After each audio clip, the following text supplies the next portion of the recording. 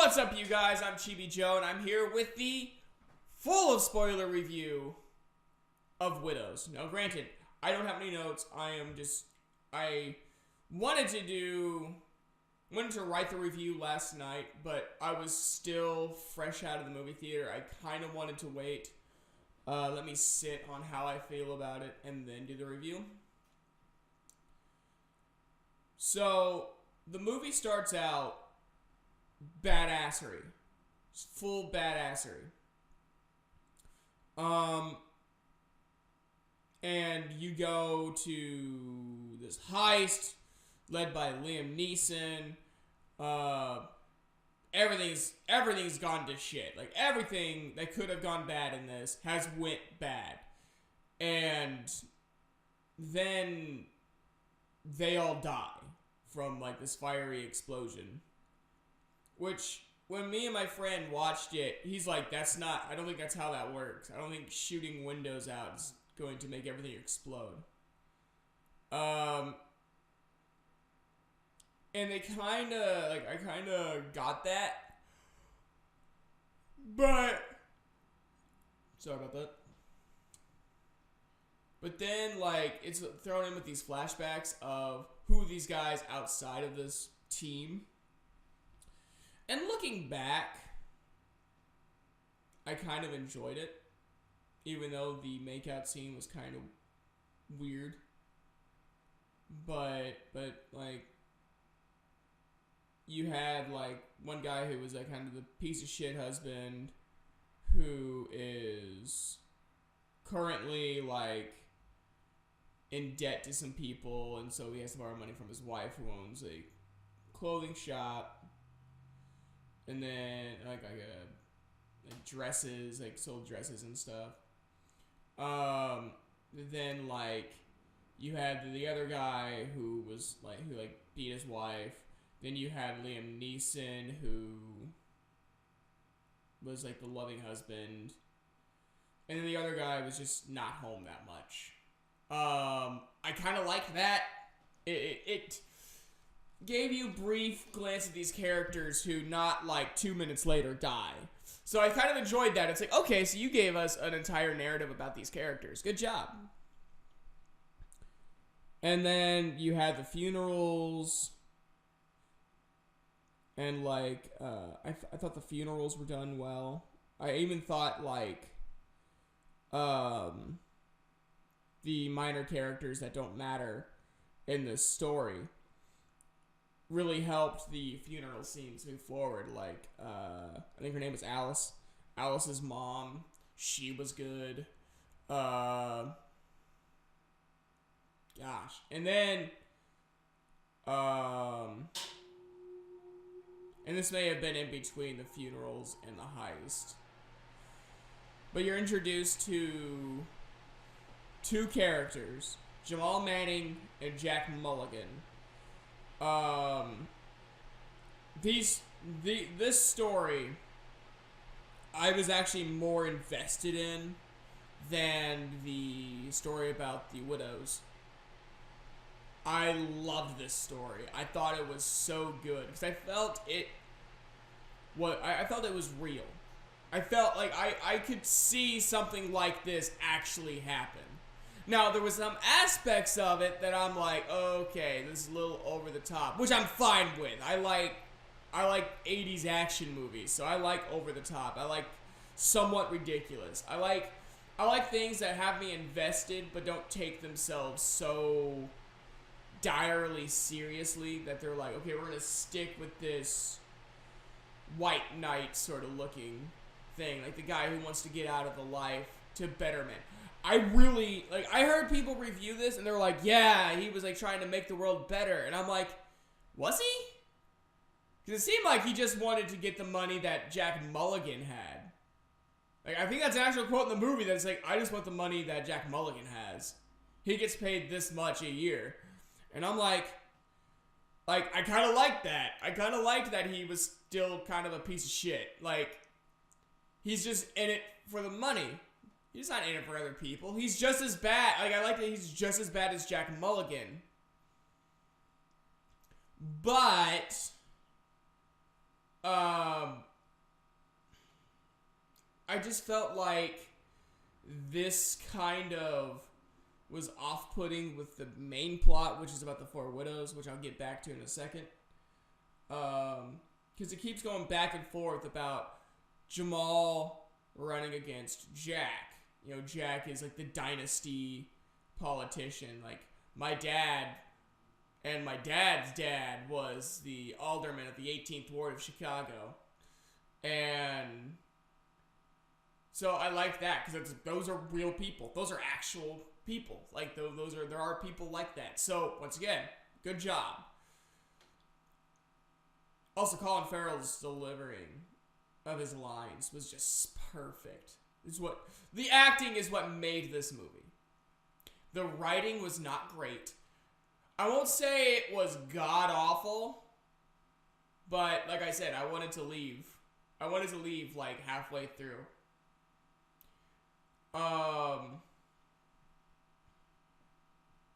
My friend forced me to stay because he was my ride, so I was forced to stay because I didn't want to walk out in the cold.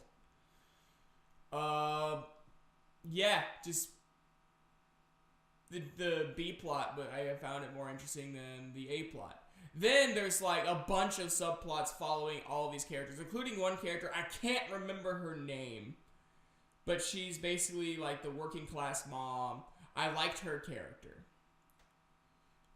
Because even though, like, whenever she was first introduced, I literally was like, who's this person? Because they introduced so many characters and so many subplots, most of which go nowhere. So you're introduced to her, and she's working at a salon, and then she's also working as a babysitter for one of the widows. I fast-forwarded a lot, so, Viola Davis's character, Veronica, I think was her name. She loved her husband. She loved Liam Neeson's character. And she's extremely distraught about it. But then, like, Jamal comes barging in and said, your husband just stole $2 million from me, and now it's your turn to get it. Which I'm like, okay, I can see this, how that works. That makes sense. That man still needs his money regardless of Liam Neeson's life or death. And so that's her motivation.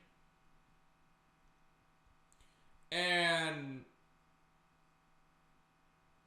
then she gets a envelope from their driver. I can't remember his name. Bash. So he hands her like this little envelope with like a bank security box key. And in the bank security box is this little notebook.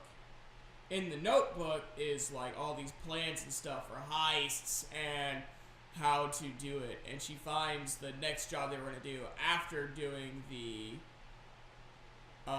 whatever job they were doing at the end of the movie. And she has the idea of, I have to do this heist so then I can get the money and all that stuff. So she tries to call the widows, and all the widows, two of the widows show up, which leads to like a really funny scene at the spa where this lady walks in, and this random lady walks into the spa, and Viola Davis is like, I got a proposition for y'all if you have a high risk factor or something like that. And the lady just like walks out and leaves like, nope, I'm done. And there's a moment where I lost all sympathy for Viola Davis. Like, I understand her back's to the wall. I really do. But the other two girls, they weren't affected at all. Like, well, I mean, they were because their husbands died. But, like, in terms of Jamal breathing down their necks, no. Nothing happened. Like, nothing's going to happen to them. Until Viola Davis is like, like you get this. I think it was. Is her name Michelle Rodriguez? Is that her name? I think so. I probably should have studied the cast before I did this. Oh well. Girl from the Fast and Furious movies. Even though she spoke out against those movies for a good reason, I understand. Anyways, so Alice, I can't remember the actor's name. Debicki, I think that's name. I can't remember her first name. She's like, why would we want to do this? Which is a good question. Why would we help you? Why would we help you with your problem? And Viola Davis kind of looks at them, and Michelle Rodriguez is like, she's going to give them our names. And then not like 4 lines later, Viola Davis is like, we're all in danger. It's like, no, they're fine. They're fine. They're not affected like you are. They didn't have a husband with a big name. They didn't. You did. You had a big name. You were like the leader of the teachers union or representative of the teachers union. So people knew your name. You live in a giant penthouse. None of these people had that extravagant life. So, and granted, yes, it could have been their own like mistakes and stuff like that, but who cares?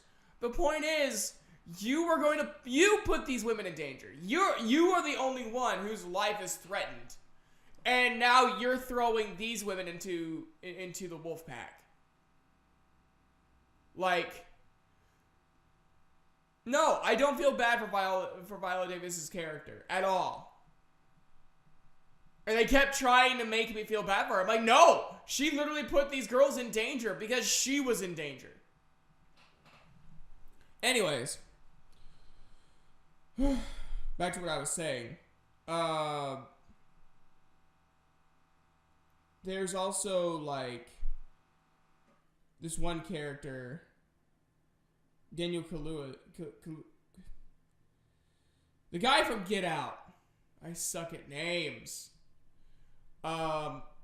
He was great in this movie. He plays, like, I think he's the brother of Jamal. He's some relation to Jamal. And oh my gosh, he is so hardcore. But I like the ruthless bad guys. Like, they don't need a backstory. Just give them a freaking gun and just have them kill people. Holy crap, he did such a good job as this character.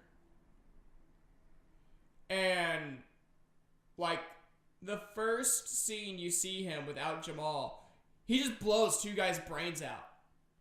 Because they were rapping, and they were the ones supposed to be guarding the money, I think. I think that's what it was. And then Harry Rollins, which is Liam Neeson's character. Not to be confused with Henry Rollins, the singer and the actor, one of my favorite actors in Sons of Anarchy. Anyways, so Liam Neeson, so they were supposed to be guarding the money that Liam Neeson's crew took. And so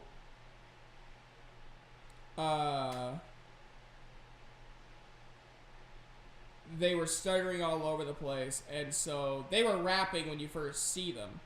And so then his character comes up, and they're like, well, that's not exactly what, and so his, Daniel Kaluuya's character is like, do the thing that you would do.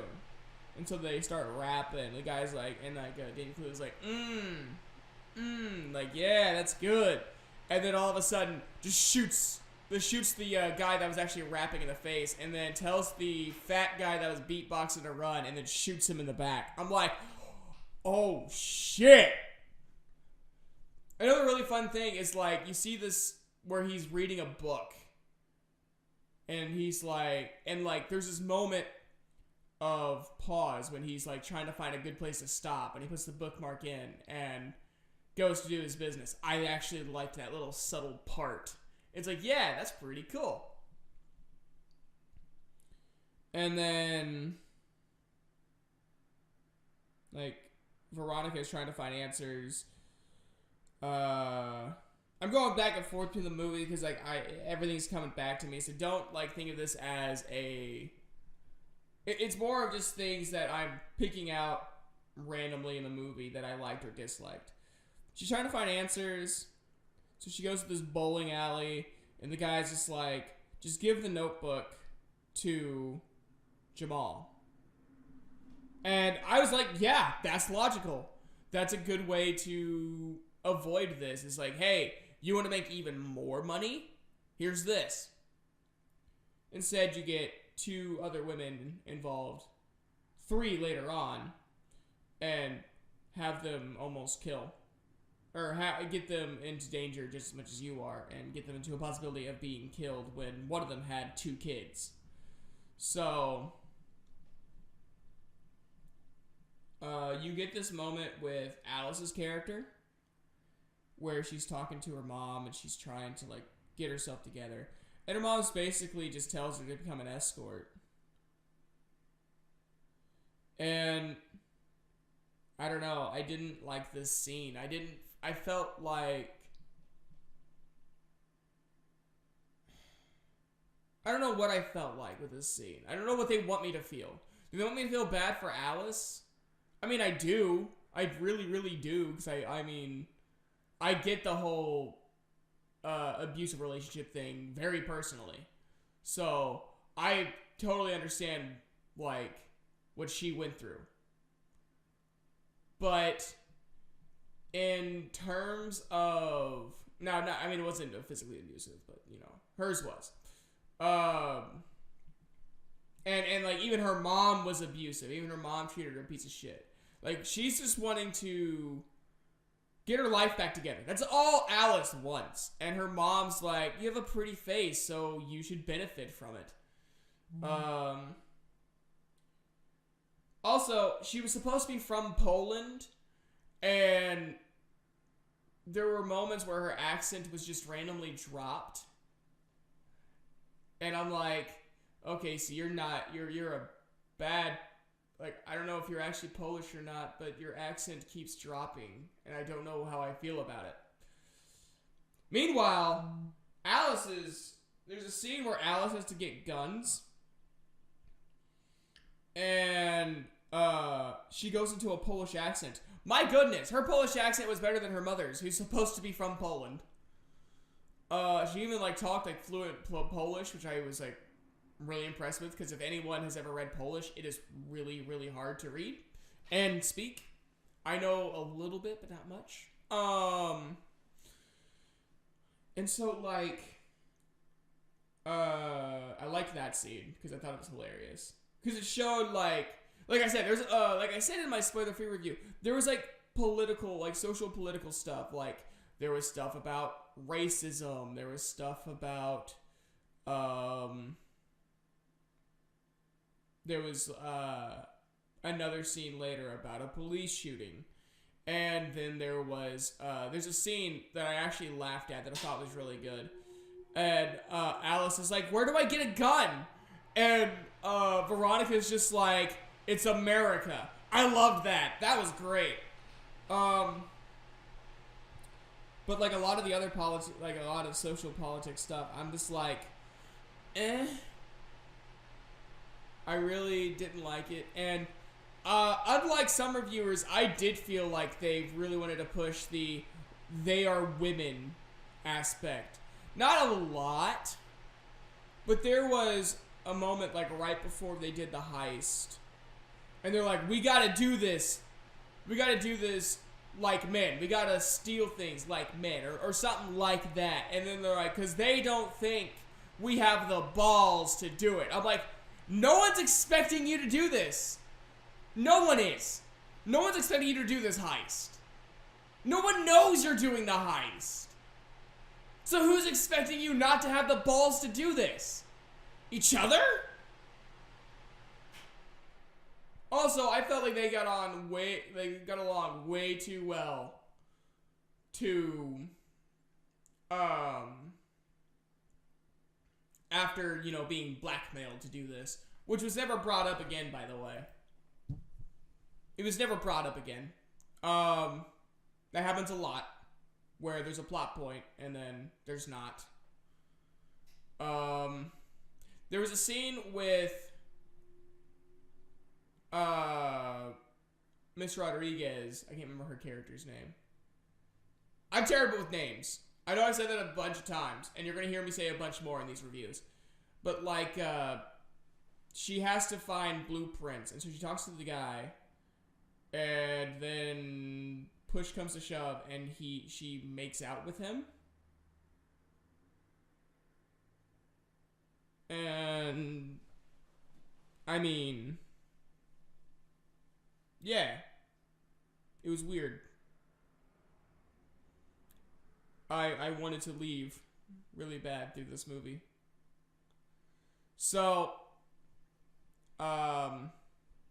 there's another part that I didn't really enjoy, and that was Alice going on the, I guess, escort date. And I didn't really like it because it's just adding another plot point that kind of found benefit in the main plot. But I felt like it was just a cheap way of getting there. Like, we need to figure out a way for this character to get the information.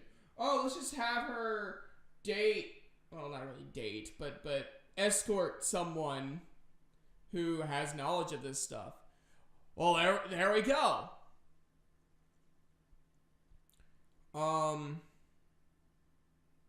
There was a moment in the movie whenever she visits the other widow,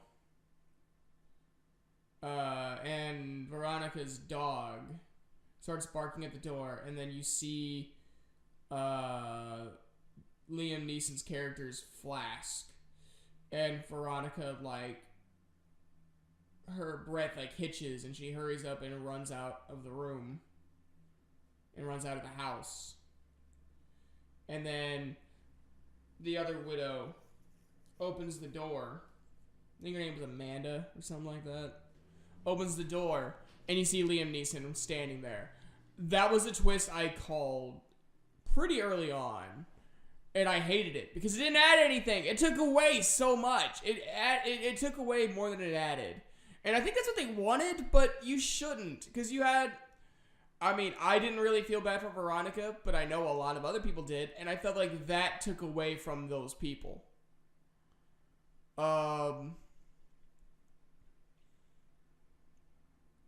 And then, I'm going back again. There's a lot of really unique camera shots. Like, there's one camera shot whenever, I think it was right after Jack Mulligan met with Jamal Manning for the first time in the movie, that it's from the corners of the car, on the hood of the car, and, like, you're seeing all the houses and all that stuff, and it goes from, like, the really poor neighborhood that they were at to the rich. No, it was after the rally. That's what it was. It was after the political rally. And, like, then it goes to, like, the richer part of the neighborhood, and that's where Jack Mulligan lives. And you kind of hear, like, he really, really, really hates his dad for putting him in the position that he's in. And, like, you can hear, like, he really wants to do different. And, like, his dad basically runs his campaign. And he's a complete asshole. Like, a complete racist asshole. I liked that. Once again, I like Jack Mulligan. I like his character. He's, like, this liberal son going up against his conservative father. But, like, he also has, like, the family dynasty to worry about and all of that stuff. God, it was so good. It was such a good scene. There was a lot of good things in this movie, but it had nothing to do with the main plot.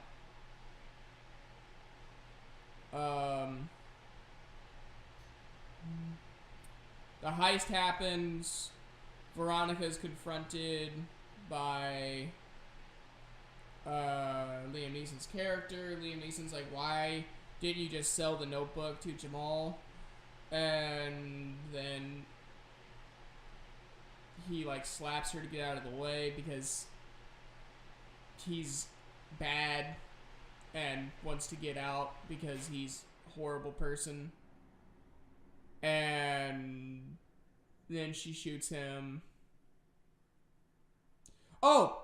Also, about whenever it's first revealed that Liam Neeson's alive. Whenever the one widow with the baby, Amanda or whatever the hell her name is, she's like, we should have left sooner like you promised. That never goes anywhere. That's the last time you see her. So yeah, Liam Neeson's dead. Robert Duvall's character, which is Jack Mulligan's father, he's dead. Jamal ends up losing, and the badass enforcer dies in a car wreck when he steals the van that has the money. They wreck the van, or they wreck into the back of the van, the four girls do, which the girl from the salon, she joins in because literally Rodriguez looks at her and says, "Hey, can you drive?"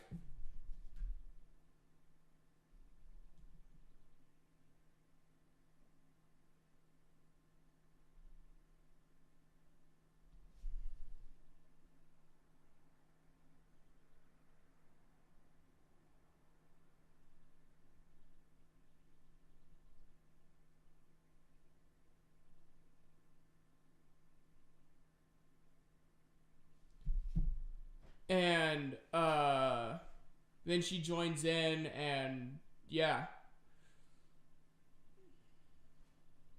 I just didn't enjoy this movie. One other big thing is they have like you hear in a flashback that Liam Neeson and Viola Davis had a kid. You see the flashback of what happened. How his mother had this flashback when she wasn't involved neither on the phone call nor she wasn't involved with the phone call or was in the car with her son. So his dad calls him, Liam Neeson calls him and it's like, you need to bring your mother's anniversary gift back. And he's like, I'm gonna miss the game. Like, can I just give it to you later? And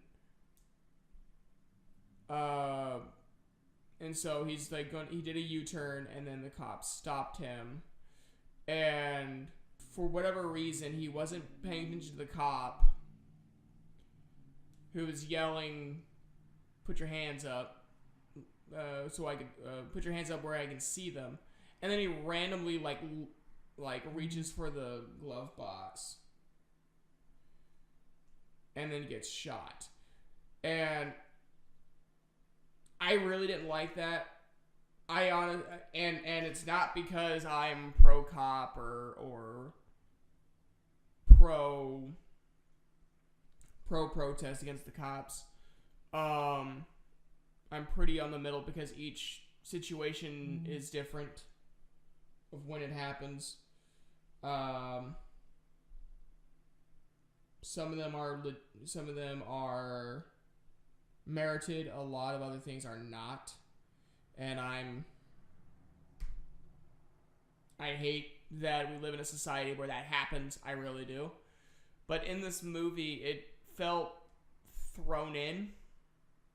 It didn't really flow with it. Because I didn't think it added anything to it. It was just this random flashback. Which happens to people.